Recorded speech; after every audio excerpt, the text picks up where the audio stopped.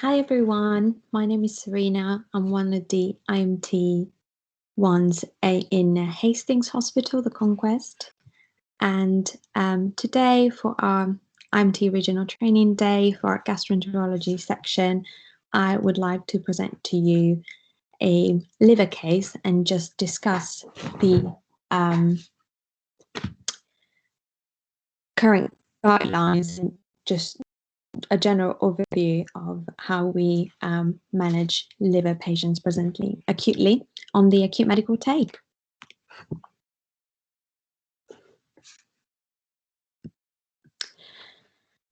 So the gentleman I'd like to present is Mr. K.E.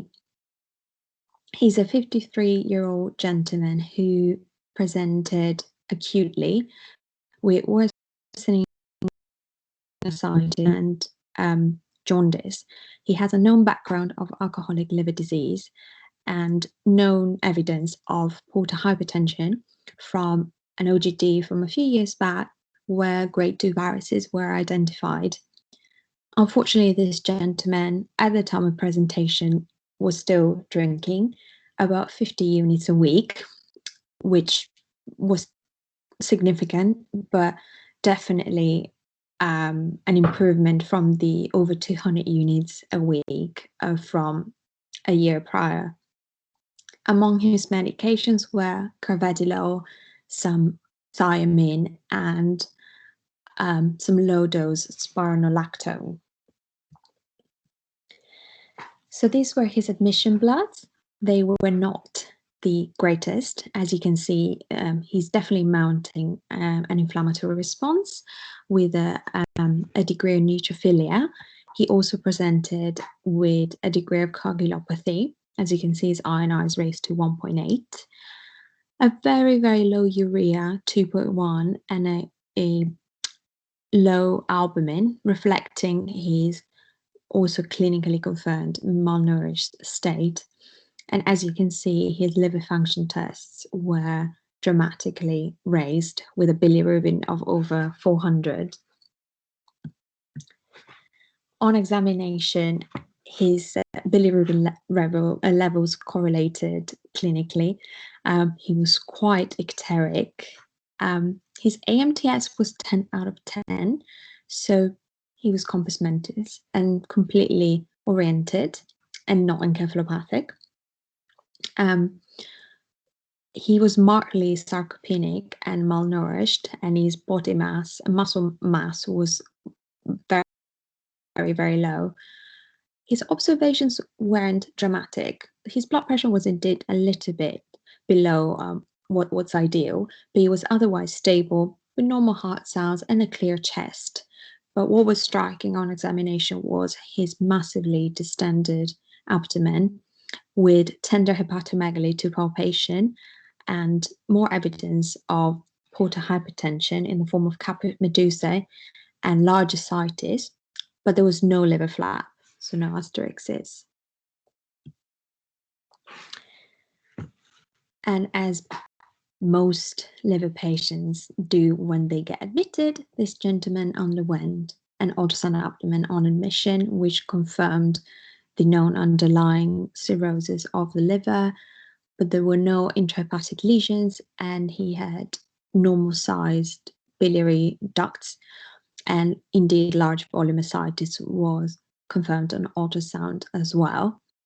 And the portal vein showed hepatofetal flow. So, with the information I have just provided, what do you guys think is the most likely diagnosis? What is the underlying process going on? I'm going to give you a couple of seconds to go through the options. Do you think this gentleman is presenting with decompensated cirrhosis due to a variceal bleed? Do you reckon he might be presenting with acute alcoholic hepatitis? Could he be decompensating due to SBP, spontaneous bacterial peritonitis? Or could this be a case of acute portal vein thrombosis? So if you can just type your thoughts and your answers in the comments, that would be great. I'll give you a few seconds.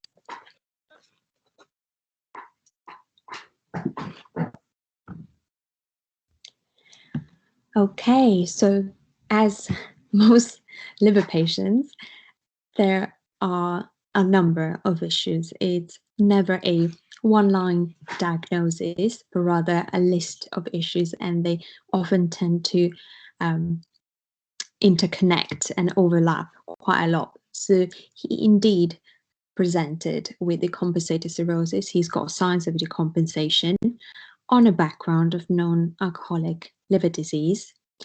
There was a strong suspicion of infection. He had raised inflammatory markers. He was subfebrile. And indeed, there was an issue with a severe malnourished state. So I'm decompensated liver disease bundle. It's an incredibly helpful tool that the BSG has created to give structure to the management of acute liver patients. And this has generally become my best friend on my own calls when clerking an unwell liver patient, because it really helps me structure my assessment and address every single most common cause of liver decompensation one by one, and make sure nothing gets missed out and the patient is stabilized as well as possible as soon as possible. So what I tend to do is to print out the bundle. I put a patient's ticker or just write in the patient's ID and details, and I just go through the relevant boxes and tick them away, and then I put this bundle in the notes, because I really think it helps keeping track of what has been done so far. Should the patient acutely deteriorate, it really helps me when I go back at the 6-hour mark to see what's going on and what else I might be missing out. And it also provides a really smooth handover, whether you are on the receiving side of the handover to the ward or you're on the giving side, to make sure nothing gets missed out. So if we were to define decompensation of cirrhosis, I think an easy way to define it is that just a deterioration in liver function in patients with cirrhosis, and it tends to manifest with jaundice, with the accumulation of ascites or worsening of such ascites. It can present in the form of hepatic encephalopathy, but very often it presents acutely with a variceal bleed, and less commonly, but not as rare as you may think, with an acute kidney injury or signs of sepsis. So what precipitates decompensation? Well, a number of things. So to start off, quite acutely, a GI bleed, whether it's variceal or non-variceal. Infection and sepsis, namely liver patients are naturally more at risk of spontaneous bacterial peritonitis, but they're also quite vulnerable to urine infections, to cellulitis, chest infections, and last but not least, cholangitis. Alcoholic hepatitis can definitely lead to decompensation of cirrhosis, and indeed an acute thrombus. So acute thrombosis of the portal vein is also one of the main causes. Development of hepatocellular carcinoma, and famously lots of drugs, including alcohol, opiates, sedative drugs in general, but also non-steroidal anti-inflammatory drugs. Any injury that causes ischemia to the liver can cause decompensation, such as a septic injury or any circumstance that leads to profound hypertension. Dehydration, along with potentially an AKI, can decompensate liver disease. And last but not least, constipation, which we are all very familiar with as an issue. Now, constipation essentially leads to the retention of those toxic nitrogenous compounds in the gut, which then enter the circulation and reach the central nervous system, causing confusion. So going back to Mr. KE, what did we do for him in the acute setting in AAU? Well, of course, we tapped his ascites. We took an acidic sample and sent it off to check his neutrophil count to exclude SBP. We also ran a full septic screen to cover all bases naturally, and we started supplementing him with vitamins. So we started him on IV Pabrinex, 2 pairs TDS for 3 days. But of course, he's an active drinker, and he presented with features of alcoholic hepatitis, and therefore he required to start some withdrawal medications. So he was CWA score, and you may remember his coagulopathy. His INR was 1.8, so we corrected that with some IV vitamin K. And of course, the gentleman was not markedly encephalopathic at all on admission, but to prevent the development of encephalopathy, we started him on laxatives. And of course, his blood pressure was a bit on the lower side, and clinically, he was a little bit crisp. So we opted for some fluid resuscitation. Now, this one I would like to just spend a couple of minutes on because it's a bit of a pickle, and I'm sure we've all stopped and scratched our heads when prescribing fluids for patients with ascites or liver patients in general, and wondered, am I doing more damage than good? And am I just going to feed into this patient's ascites? So a few options. Albumin 5% is a great volume expander.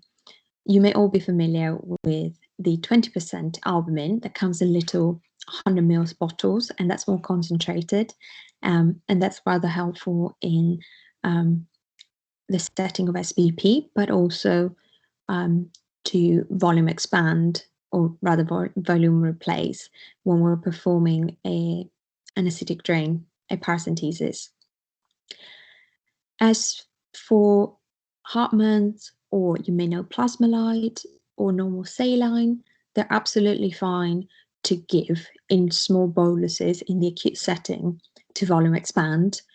Just try and not give too many liters in a short period of time, because patients with very low oncotic pressures will just shift everything into their ascites and remain very volume depleted. And indeed, dextrose may also be an option, but of course, with the erratic blood sugars that often liver patients experience, you must regularly check their BMs, even more so if you put them on dextrose. And even in general, ideally, BMs a couple of times a day. And this is also a hot topic. What about the VTE prophylaxis when they come in and we have to fill out the VTE risk and sign whether this patient requires prophylaxis or not?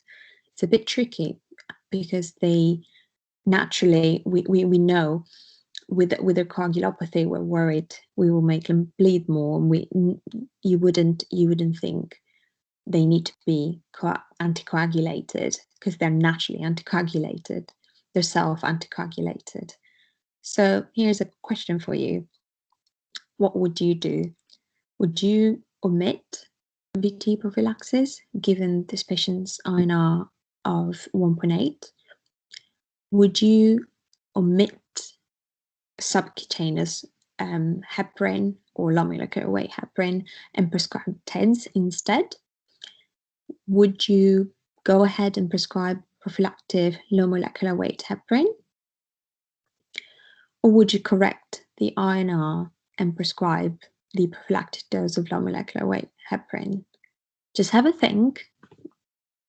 Type your answers in the comments, and I'll give you a second.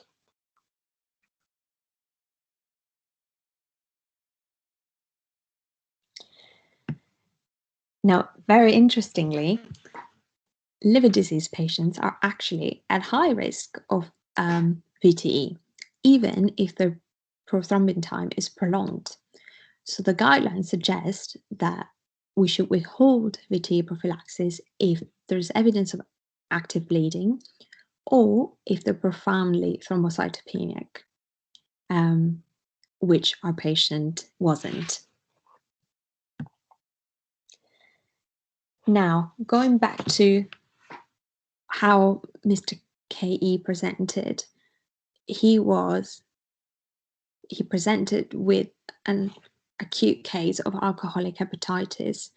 Now, alcoholic hepatitis is defined as the rapid onset of jaundice, typically within the 3-month mark, with signs of liver failure and systemic inflammation.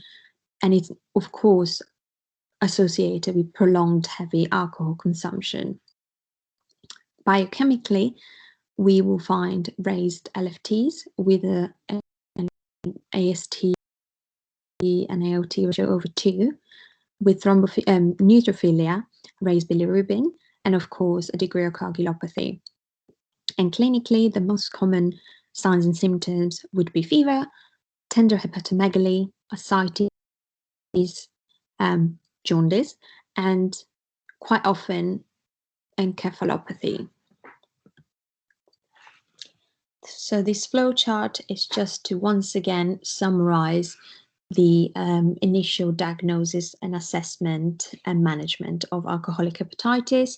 So of course, patients who present with alcoholic hepatitis will still be actively drinking, and in the hospital context, they are at risk of withdrawing. So of course, their alcohol dependence needs to be treated acutely, and we're all familiar with the Tieger score, and of course, a systematic evaluation of the nutritional status is due, and early involvement of dietitians is indicated. When it comes to assessing how severe the hepatitis is, we use a couple of scoring systems, which you may be familiar with, namely the Madrid discriminant function and the Lille score. Now, the Madrid score is used in alcoholic hepatitis to estimate the severity of hepatitis and the prognosis, and we use it to evaluate the efficacy of steroid therapy in patients presenting with alcoholic hepatitis. Patients scoring over 32 are considered to have mild to moderate alcoholic hepatitis and therefore would benefit from steroidal therapy. So we start prednisolone, 40 milligrams daily, and we reassess the treatment response at 7 days with the Lille score, which helps us predict which patients on steroids should be considered for other management because they're unlikely to respond to further medical therapy. So a Lille score below 0.45 suggests there's a good response, and we should continue for the whole duration of the treatment, which is 28 days. However, a high Lille score suggests there won't be a response, there isn't a response, unlikely to benefit from further steroidal treatment, and we should therefore stop the treatment. And in highly selected patients, assessment for early liver transplant is indicated.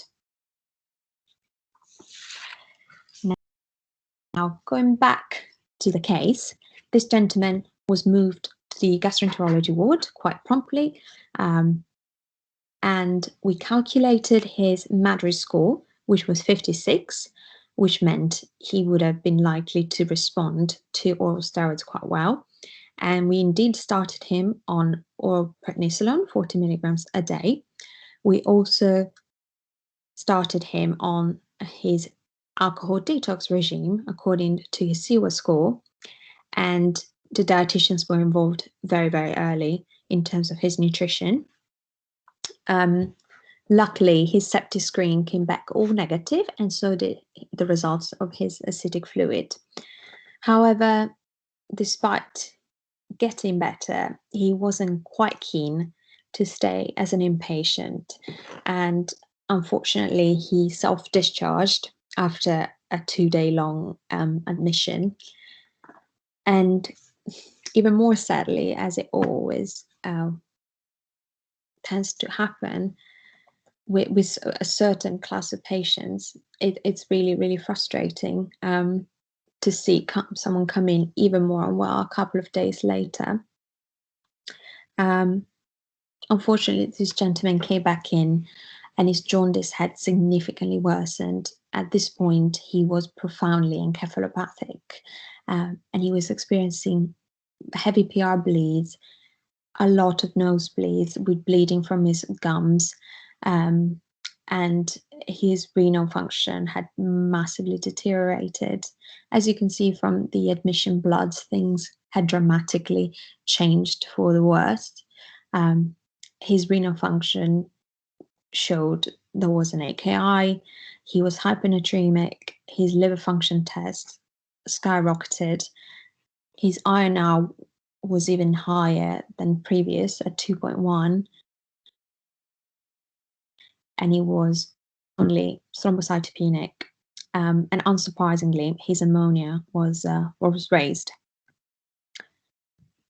Now, hepatic encephalopathy is nothing but altered consciousness secondary to liver failure, and essentially is due to the hepatocytes being incapable of metabolizing nitrogen-containing compounds that are generated by gut bacteria and transported to the liver by the portal vein.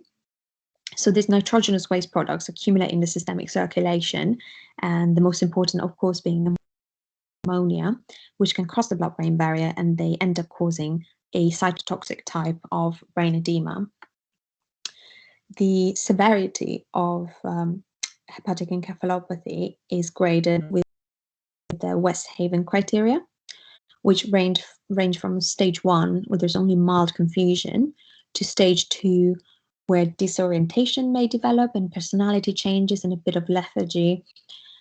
Stage 3 may see seizures, worsening confusion and stupor, to stage 4, where patients are in a comatose state with minimal responsiveness, and it's often the state that just precedes death.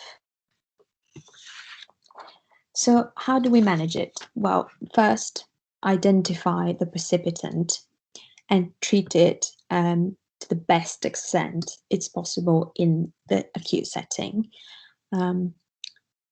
Aim for 2 to 3 bowel openings daily with oral laxatives and phosphoenaments, provided the patients cooperate. It can often be very, very difficult.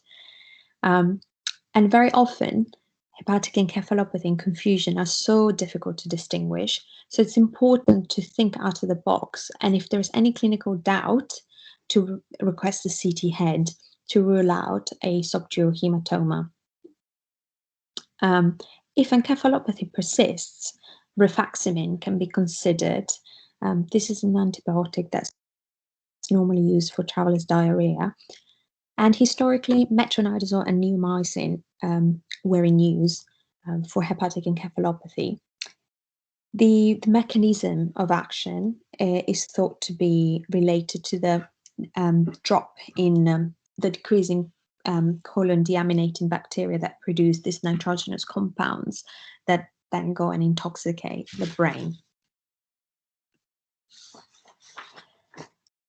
As you may remember, this gentleman had a very, very, very bad AKI. He was hypernatremic and his coagulopathy had gotten worse.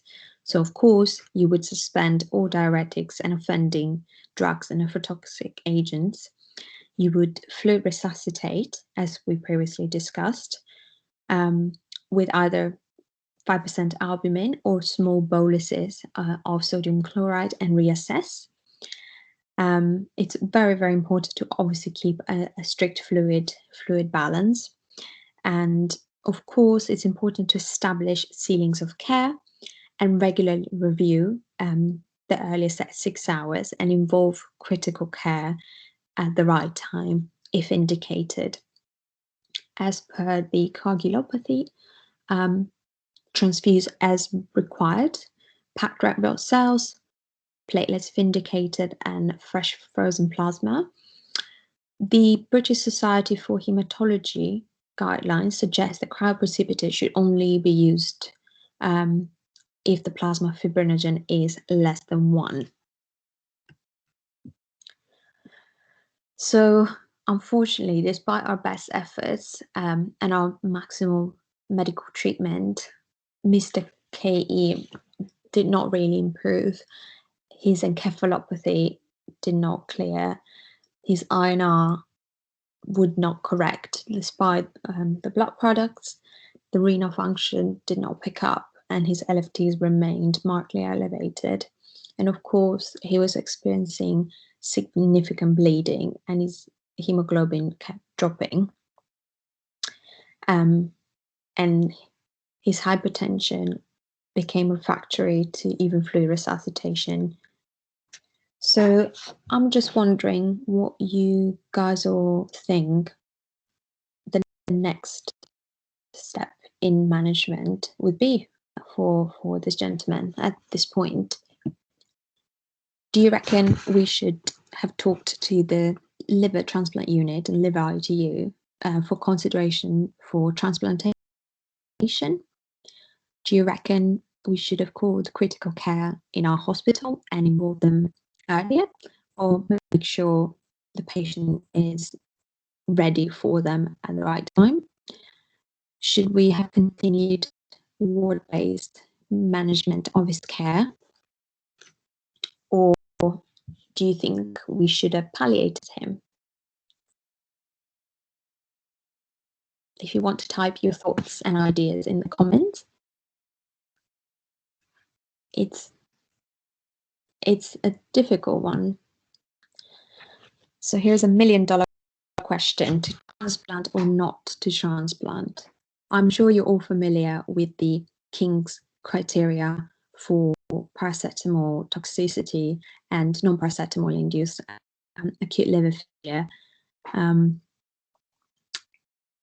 namely, a very deranged INR, and one out of the few criteria is enough to contact King's and ask them to evaluate the case. And indeed, this gentleman with a bilirubin of 645 would have already ticked one box in terms of the non-acetaminophen induced acute liver failure criteria.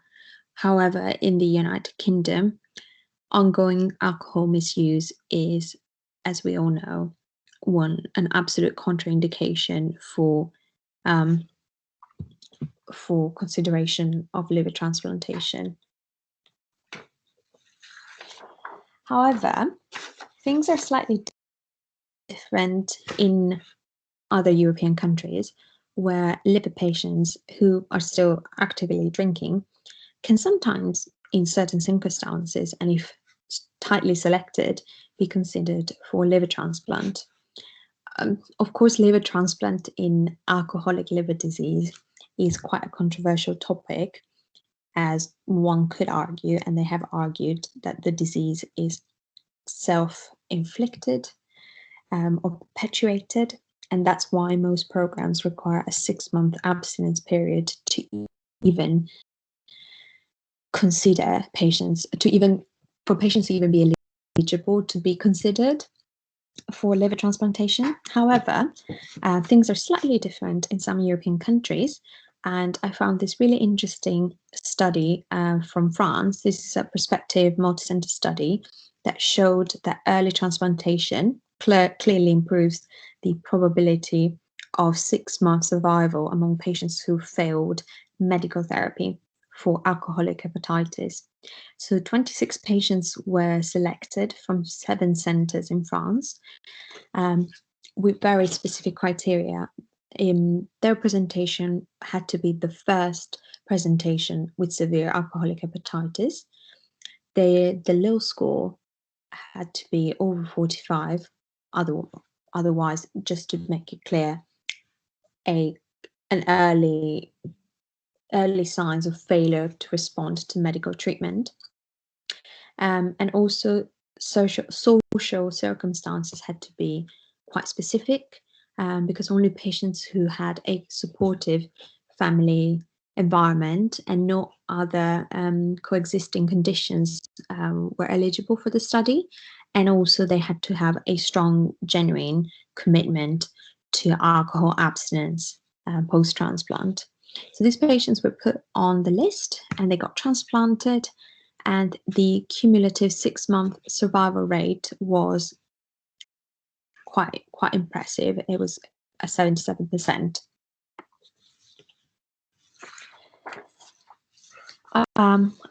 Unfortunately, in the case of Mr. KE, the decision was made to focus on keeping the patient comfortable, prioritizing his comfort and symptom control, as he was not deemed a candidate for escalation to critical care. And by definition, as you've just seen, he did not meet the criteria to be eligible for discussion for an acute liver transplant with King's. So I was wondering, we've all prescribed anticipatory meds. Which one of these prescriptions is correct in your opinion? Just type the answer in the comments.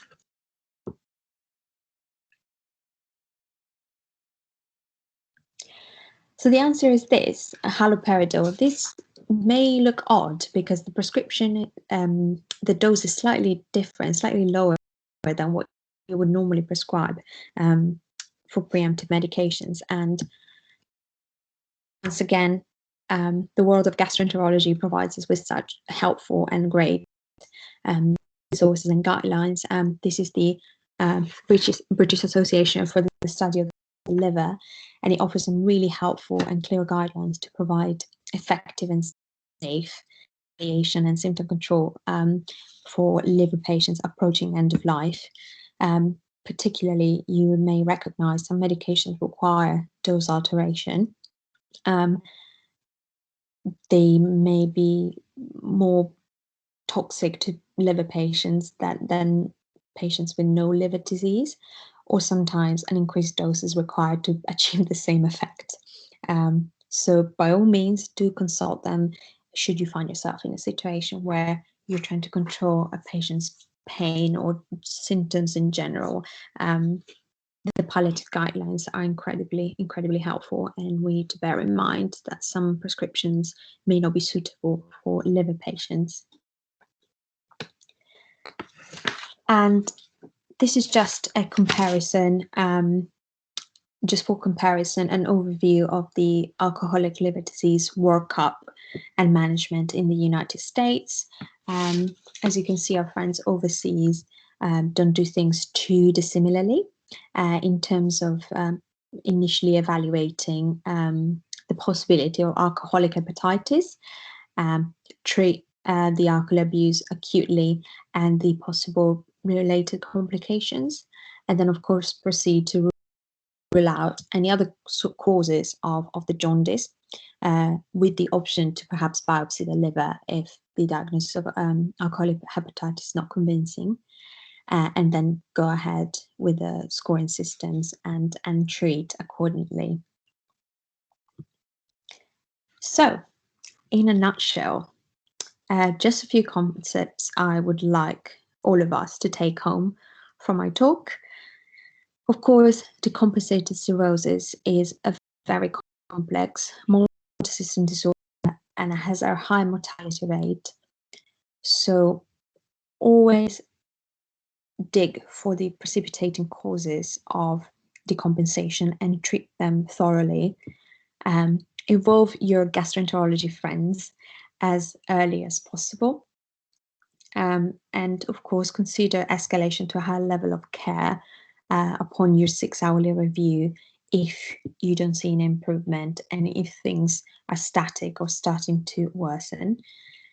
And of course, for our patients who've maximized their medical management and are being palliated, remember the adjustments that need to be made in the end-of-life care to keep patients comfortable and symptom-free in the context of their liver disease. And of course, last but not least, cover all the bases and use the BSG decompensated cirrhosis bundle as your best friend on your course. So thank you very much for your attention. I hope you enjoyed this and have learned a few more things about liver disease. And I hope you have a lovely rest of your day. And I will leave you with Dr. Fong.